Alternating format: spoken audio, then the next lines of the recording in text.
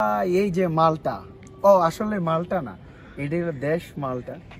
Europe এবং উত্তর আফ্রিকার মাঝখানে যে দ্বীপপুঞ্জটা, নদীতে যে একটা পাথর আছে, এটার মধ্যে কিছু মানুষের বসবাস, এটা হয়ে গেছে মালটা। আমরা বাংলাদেশে তো দেখলে করে তো জামাল ভাই এই যে মালটা, কিন্তু এটা মালটা না, এটা ওই মালটা না, এটা হলো ইউরোপের মালটা। এই জায়গার কোনো ইতিহাস নাই ভাই, সব ইতিহাস।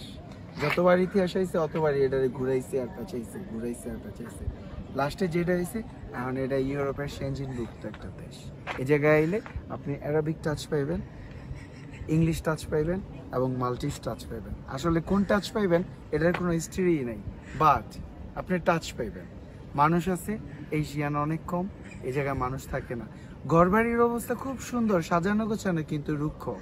অনেক সুন্দর, কিন্তু ভালোবাসা নাই, প্রাণ নাই, প্রাণহীন মরুভূমির মতো। সব কিছু শুষ্ক। নদীর পাড়ে বালি আছে, বাট খুব কম, সবই পাথর। পাথর কি লেগে জানেন, এই জায়গায় মানুষের মধ্যে কোনো ভালোবাসাই নাই। সব মিলে ঘুরে পেয়েছে কি জামাল ভাই, ওই যে মালটা, ওইটা কিন্তু বাংলাদেশের মালটা না, এটা হলো ইউরোপের দেশ মালটা। খোদা হাফেজ।